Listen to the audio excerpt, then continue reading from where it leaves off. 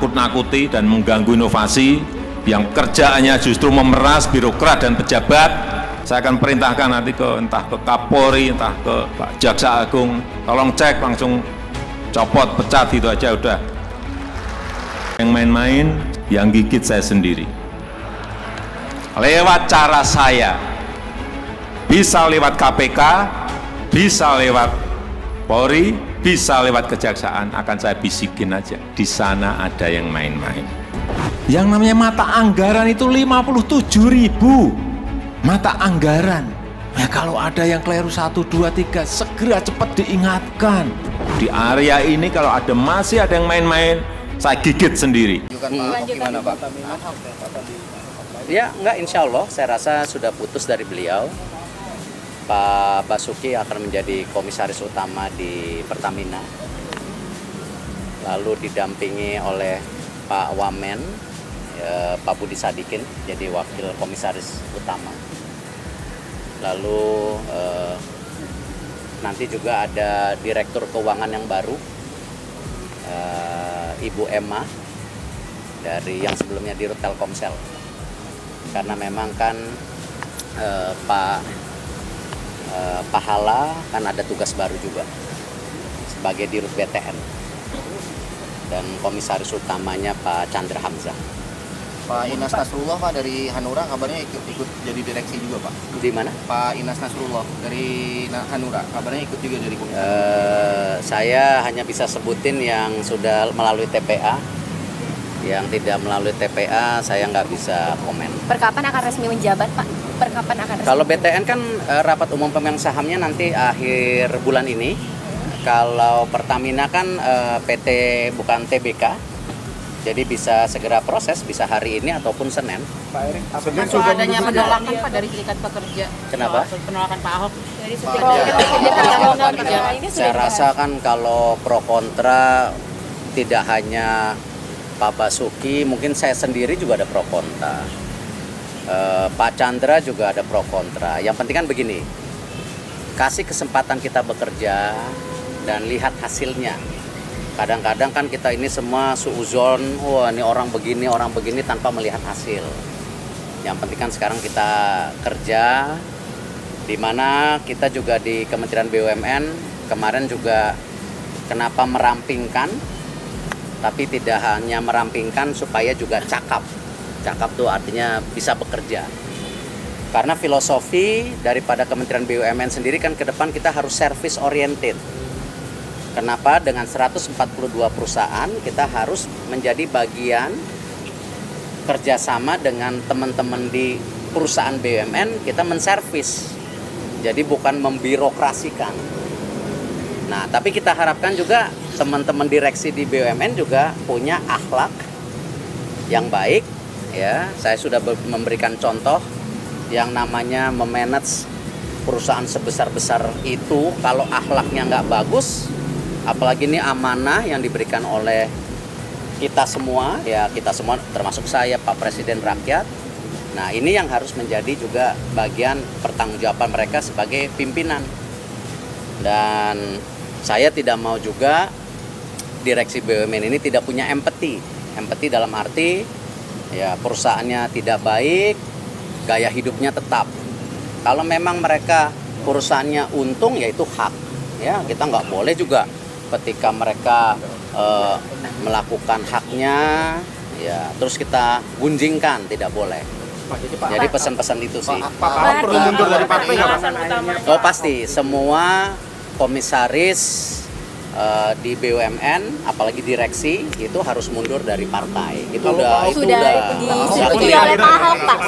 Sudah disetujui oleh Pak Ahok akan. Iya dong, semua nama yang diajak bicara pasti kita kasih tahu dari awal ini. Karena kenapa? Tentu independensi daripada BUMN sangat dipentingkan. Ya, dan insya Allah lah saya rasa orang-orang yang punya etikat baik pasti semua tahulah resiko bagaimana mengabdi untuk negara. Pertimbangan akhirnya Pak Ahok dan Gus Dili untuk alasannya apa Pak? Ya saya rasa kan masing-masing punya alasan yang berbeda.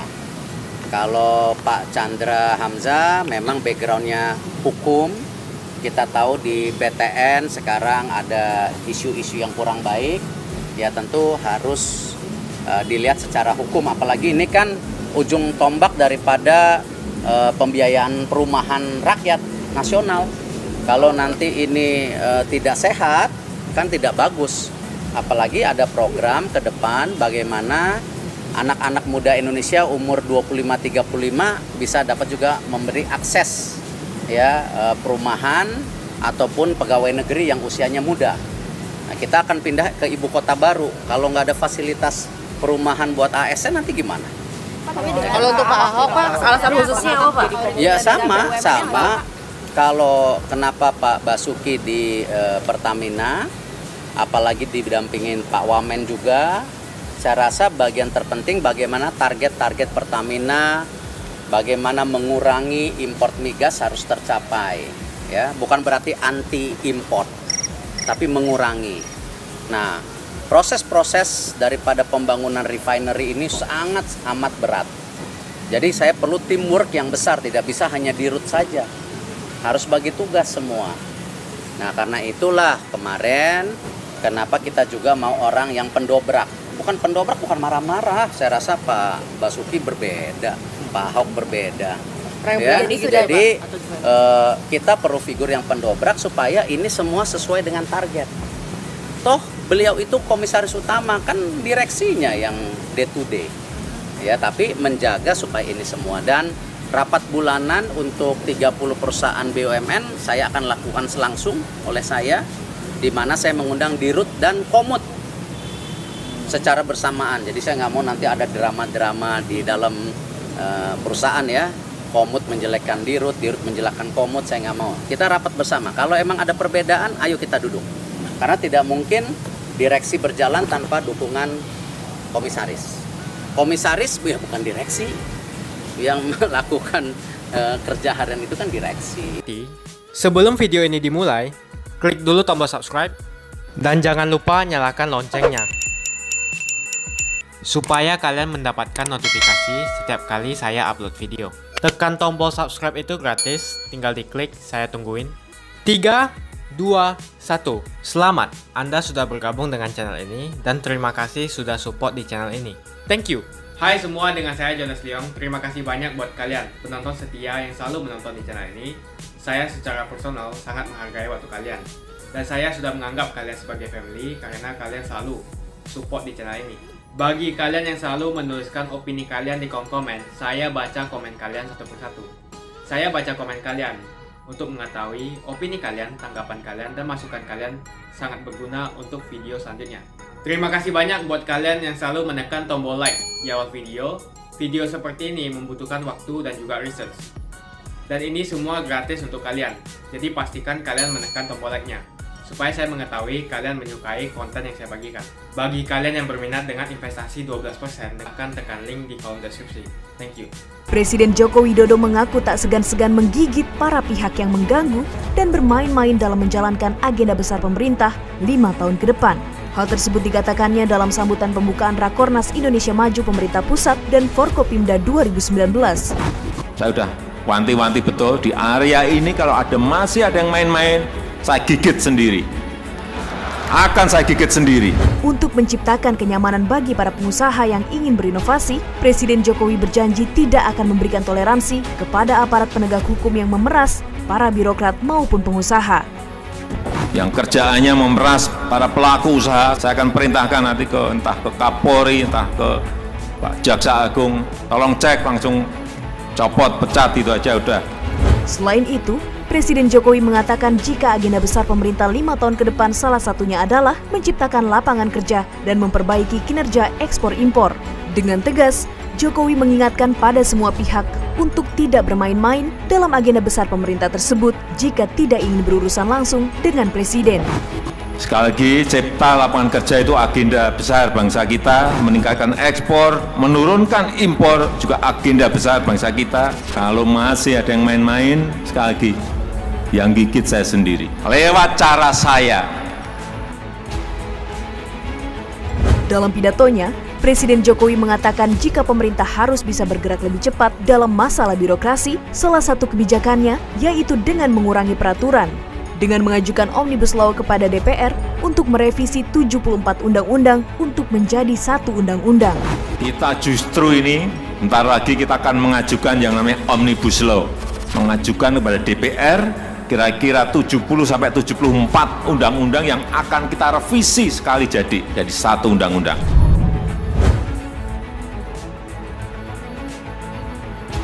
Omnibus Law merupakan sebuah undang-undang yang dibuat untuk menyasar isu besar yang ada di suatu negara yang kemungkinan dapat mengubah atau mencabut beberapa undang-undang yang telah ada. Menurut pakar hukum tata negara Bivitri Savitri, terobosan ini akan sangat menentang jika dilakukan di Indonesia, sebab di Indonesia belum pernah menerapkan Omnibus Law sebelumnya. Seperti diketahui, Presiden Jokowi memiliki 5 visi dan misi untuk 5 tahun ke depan, diantaranya melanjutkan pembangunan infrastruktur, meningkatkan sumber daya manusia, meningkatkan penyerapan investasi, reformasi birokrasi, serta memfokuskan penggunaan APBN secara tepat. Adapun tujuan diadakannya acara tersebut yaitu sebagai kelanjutan semua visi dan misi Presiden pada seluruh jajaran institusi negara termasuk kepala daerah, kepolisian, TNI, dan kejaksaan. Menteri Dalam Negeri Tito Karnavian menjelaskan, jika Presiden Jokowi meminta kepada seluruh Menko untuk menjabarkan visi misinya kepada seluruh menteri sehingga harapannya 5 tahun ke depan lebih clear. Namun menurutnya, visi misi tersebut tidak akan berjalan efektif tanpa ada dukungan daerah. Kita tahu bahwa Presiden memiliki visi dan misi untuk 5 tahun ke depan. Ada 5 poin. Dan ini beliau minta terjemahkan kepada seluruh Menko. Menko merintahkan seluruh menteri melakukannya. Tapi itu semua tidak akan jalan efektif tanpa ada dukungan daerah.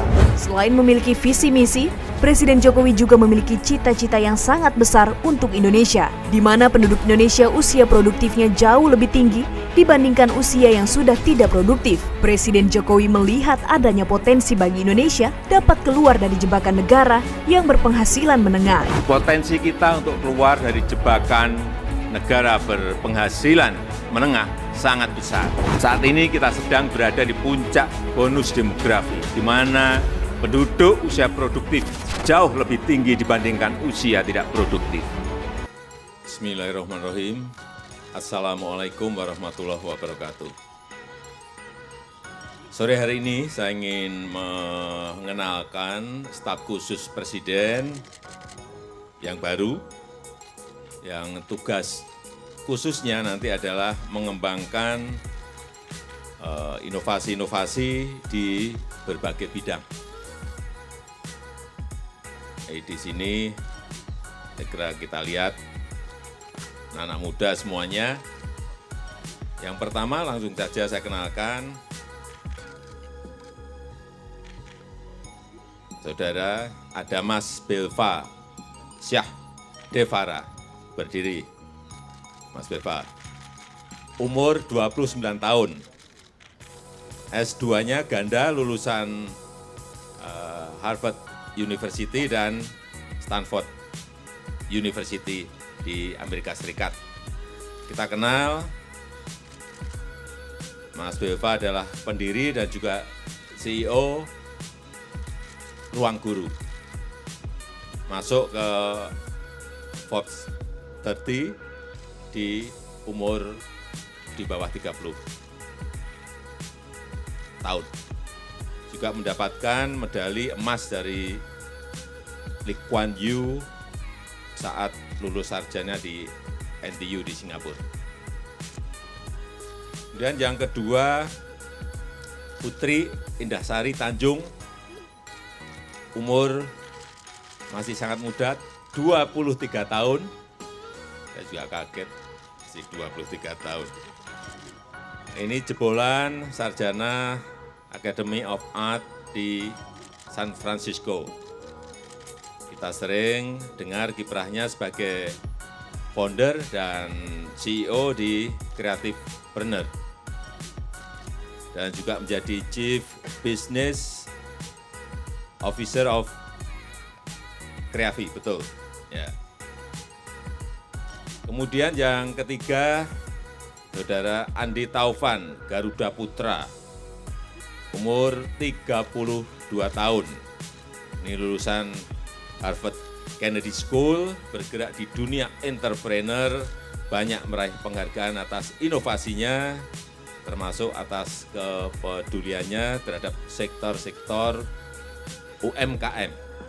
Menjadi CEO di PT Amarta Mikro Fintech. Saya kenal beliau saat urusan fintech. Yang keempat, Ayu Kartika Dewi. 36 tahun, tapi kelihatannya masih 25 tahun. Adalah salah satu anak muda yang memiliki misi mulia untuk merekatkan persatuan di tengah kebinekaan, menjadi pendiri dan mentor lembaga Sabang Merauke 1000 anak bangsa merantau untuk kembali meraih gelar MBA di Duke University di Amerika Serikat.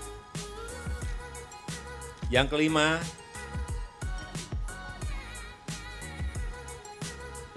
Gracia Billy Mambrasar, umur 31, ini putra tanah Papua, lulusan NU Australia, S2, dan juga sekarang masih menempuh sebentar lagi tidak selesai di Oxford University. Dan nanti juga Juli akan ngambil, Oktober ya, Oktober juga akan masuk ke Harvard University untuk S3-nya. Billy adalah talenta hebat tanah Papua yang kita harapkan banyak berkontribusi dengan gagasan-gagasan inovatif dalam membangun tanah Papua. Menjadi CEO Kitong Bisa. Dan yang keenam, Angki Yudestia, umur juga masih muda, 32 tahun. Angki adalah anak muda penyandang disabilitas yang aktif bergerak di Sociopreneur melalui Disable Enterprise yang didirikannya. Aktif sebagai anggota Asia Pacific Federation Heart of Hearing and Deafness Person dan anggota International Federation Heart of Hearing Young People. Saya juga minta nanti Angki untuk menjadi juru bicara Presiden di bidang sosial. Dan yang ketujuh, ini santri, anak muda tapi santri. Aminuddin Ma'ruf, umurnya 33 tahun, pernah menjadi Ketua Umum PB PMII. Mas Aminuddin, saya minta keliling nanti ke santri, ke pesantren, untuk menebar gagasan-gagasan inovasi-inovasi baru. Karena saya yakin pesantren akan bisa melahirkan talenta-talenta yang hebat untuk memajukan bangsa ini. Ketujuh anak muda ini akan menjadi teman diskusi saya, harian, mingguan, bulanan, memberikan gagasan-gagasan segar yang inovatif, sehingga kita bisa mencari cara-cara baru, cara-cara yang out of the box, yang melompat untuk mengejar kemajuan negara kita. Saya juga minta mereka untuk menjadi jembatan saya dengan anak-anak muda, para santri muda, para diaspora yang tersebar di berbagai tempat. Dan saya yakin dengan gagasan-gagasan segar, dengan gagasan-gagasan yang kreatif untuk membangun negara ini, kita akan lihat nanti gagasan-gagasan itu apakah bisa diterapkan dalam kepemerintahan. Saya rasa itu yang bisa sedikit saya sampaikan. Terima kasih. Assalamualaikum warahmatullahi wabarakatuh. Tujuan ini apa sih yang menjadi target dari Presiden tadi yang dibicarakan, dan apa yang diinginkan dari Presiden untuk kedepannya, karena kalian menjadi tanggung jawab ini, menjadi staf sus, dan keinginan dari Presiden untuk menjadi milenial ke depan, menyampaikan kepada masyarakat dan umur dari zaman milenialnya. Terima kasih. Oke. Assalamualaikum warahmatullahi wabarakatuh. Selamat sore semua teman-teman media. Ini mungkin saya mewakili, tapi nanti kalau ada menambahkan silahkan. Jadi nama saya Belva Devara, saya sekarang CEO Ruang Guru dan diminta oleh Bapak Presiden untuk menjadi salah satu staf khusus. Tentunya ya kami sangat berterima kasih dan mengapresiasi karena rasanya tidak terbayangkan di pemerintahan sebelumnya atau bahkan di negara-negara lain anak-anak muda seperti kita masuk ke ring satunya istana. Gitu. Dan ini merupakan suatu komitmen besar juga dari Bapak Presiden bahwa anak-anak muda ini, anak-anak milenial ini juga harus ikut serta dalam kebijakan publik yang tadinya mungkin apatis, sekarang tidak boleh apatis lagi. Gitu. Nah, tentunya banyak sekali sektor strategis yang akan kami garap gitu. Mungkin kalau saya sendiri ada pendidikan, kepemudaan, kewirausahaan dan yang lain-lain. Mungkin Putri di sini apa tuh? Kreatif. Terus Angki ada disabilitas, daerah tertinggal 3T. Mas Amin mungkin ke santri dan yang lain ya. Lalu Ayu mungkin apa? Diversity dan peace, tolerance, toleransi dan Taufan mungkin di fintech gitu. Jadi ya kami sektornya masing-masing berbeda, tapi kami tentunya ini adalah amanah yang besar, kepercayaan yang besar, dan kami akan bekerja sekuat kami untuk bisa deliver, untuk bisa memenuhi ekspektasi Bapak Presiden dan untuk kemajuan Indonesia. Gitu. Terima kasih. Kenapa? Mas, saya Bayu Mas dari Radio El Sinta. Iya. Ini staf sus di bidang milenia. Kita katakan untuk milenia. Milenia itu mempunyai gaya yang berbeda dengan kami orang mungkin. Ada kami orang. Dengan kita yang sudah berumur. Ada kemasan khusus gak sih Mas untuk menyampaikan? Karena pengalaman saya pribadi, saya mempunyai anak kelas 5 SD, begitu dapat tugas mengenai sosok presiden, dia lebih tertarik menggunakan atau mencari informasi itu yang berbentuk presiden dalam gambar kartun. Ada di sini ada yang ada kemasan khusus gak dari ketujuh orang ini yang dipilih oleh presiden untuk menyampaikan ke milenial yang kita rasakan punya sense yang berbeda dengan kita. Terima kasih. Dengan saya sekali lagi, Bayu. Iya, jadi mungkin masing-masing dari kami juga mempunyai rasa yang berbeda. Jadi kalau saya mungkin kemasannya pasti teknologi, ya kan, inovasi. Karena sekarang kan disrupsi itu di semua sektor. Kalau saya di Ruang Guru tentunya di pendidikan. Terus mungkin yang lain transportasi juga ada. Dan mungkin ini kita juga harus berpikir digital delivery of public services. Itu mungkin di bidang healthcare atau kesehatan, di bidang finance atau taxes atau perpajakan dan yang lain-lain, mungkin kita bisa bantu untuk berpikir apa sih cara-cara barunya, apa sih pengaplikasian teknologi yang bisa kita lakukan di negara ini, jadi kita tidak tertinggal dari negara-negara lain. Gitu. Ada yang mau menambahkan, silakan. Dan kami juga sudah berkomitmen untuk membantu Pak Presiden dan pemerintah untuk tidak bekerja dalam business as usual. Kita mencoba untuk menimbulkan sense yang berbeda dari kekinian dan teknologi yang berbeda untuk membuat sistem pemerintahan ini lebih efektif dan efisien ke depannya dengan cara kami. Jadi kami sendiri sudah berkarya cukup lama. Saya sendiri sudah 9 tahun fokus di daerah-daerah di Indonesia Timur untuk melatih anak-anak muda di daerah terluar untuk menjadi entrepreneurs, dan saya akan membawa pengalaman saya itu untuk membantu Pak Presiden dan pemerintah Indonesia untuk menjangkau daerah-daerah terluar secara digital, secara teknologi, dan mengurangi digital divide. Jadi itu suasana berbeda yang akan kami bawa. Pasti kampung halaman sendiri. Jadi saya berkomitmen kepada Pak Presiden bahwa Pak, mari kita membangun Indonesia dari Papua. Jadi selama ini kan membangun Papua dari Indonesia, ini terbalik, membangun Indonesia dari Papua. Itu narasi yang akan kita usung ke depannya. Ya. Bapak Presiden sehingga proses komunikasi dengan Bapak Presiden sehingga menjadi masuk ke staf sus. Kemudian yang kedua mungkin spesifik ke Mbak Putri. Kan di luar di luar kan masih terdengar nama-nama orang tua Mbak Putri gitu, terbawa di situ. Nah, mungkin sedikit tanggapannya terkait hal itu. Terima kasih.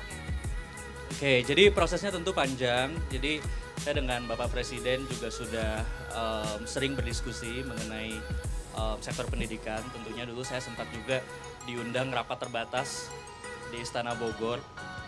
Itu tahun 2017, jadi udah dari 2 tahun yang lalu. Dan setelah itu juga sempat bertemu di beberapa kesempatan yang lain, di ITB, waktu itu di acara Kemendikbud juga. Jadi memang prosesnya sudah panjang. Itu yang tadi mungkin Bapak Presiden sudah sampaikan. Dan tentunya saya juga sangat bangga mempunyai Presiden seperti Bapak Jokowi. Idola kami semua, sebenarnya idola saya dan kami semua. Dan ini menurut kami juga sebuah sebuah kesempatan untuk kami juga bisa belajar dari beliau dan juga berkontribusi di sektor kami masing-masing. Gitu. Silakan. Assalamualaikum warahmatullahi wabarakatuh. Selamat sore teman-teman. Alhamdulillah bersyukur banget. Terima kasih Pak Jokowi sudah mempercayai saya untuk bisa menjadi staf khusus di umur yang 23 tahun ini Pak. Jadi memang saya dari umur 15 tahun sudah berkarya sendiri Mas Mbak. Mencoba untuk independen. Sebenarnya awalnya juga dari pressure karena semua orang pasti nyambung-nyambungin saya sama bapak saya. Akhirnya saya mau mencoba, saya bisa apa sih sebenarnya gitu. Akhirnya saya di umur 15 tahun mendirikan Creativepreneur. Creativepreneur itu adalah sebuah event organizer dan agency yang khusus menyebarkan virus entrepreneurship Pak ke seluruh Indonesia. Dikemasnya anak muda, karena sekarang anak-anak muda tuh masalahnya ada kemasannya. Kita pingin banget bisa, karena saya percaya bahwa Indonesia butuh lebih banyak lagi anak-anak muda yang kreatif, yang punya entrepreneurship mindset gitu. Karena dengan lebih banyaknya lagi pengusaha muda, pasti masalah-masalah di Indonesia tuh lebih banyak solusinya gitu. Dan saya juga adalah Chief Business Officer dari Kreavi, yaitu adalah platform kreatif yang ada 55.000 creative creators. Bayangkan sebanyak sekali, dan kita alhamdulillah sudah membantu juga UMKM untuk repackage produk mereka, mengajarkan mereka tentang branding dan kreatif. Jadi saya selalu percaya bahwa potensi ekonomi kreatif di Indonesia tuh sangat luar biasa. Apalagi di era digital ini, itulah kita dibutuhkan anak-anak muda lah, ini perannya anak-anak muda.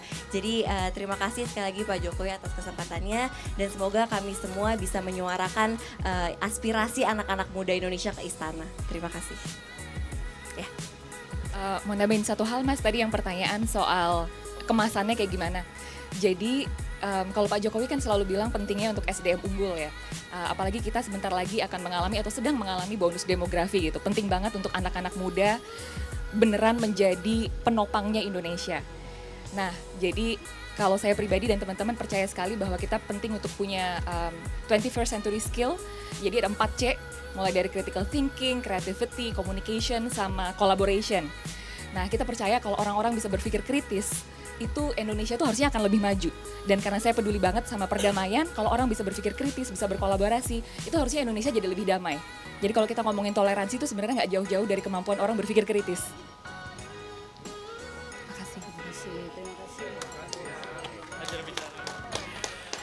Oke, Assalamualaikum warahmatullahi wabarakatuh. Kenalkan, nama saya Angki. Kalau bahasa isyarat dipanggilnya Angki, ya. Angki, kan pakai jilbab Angki. The one and only woman with disability, perempuan berkebutuhan khusus di tengah-tengah diberikan kesempatan terbaik oleh Bapak Presiden. Berdiri di sini menyuarakan 21 juta jiwa disabilitas di seluruh Indonesia. Dan turut bangga saya berdiri di sini mewakili sebagai Disable Enterprise yang saya bangun 8 tahun, di mana sudah waktunya disabilitas bukan kelompok minoritas, tapi kita dianggap setara. Membentuk lingkungan inklusi dengan melalui staf khusus Presiden. Mudah-mudahan saya bisa bekerja lebih baik ya Pak ya, dan dibantu dengan teman-teman yang hebat di sini dan bantuan teman-teman wartawan dan masyarakat Indonesia menjadikan Indonesia lebih ramah disabilitas. Terima kasih.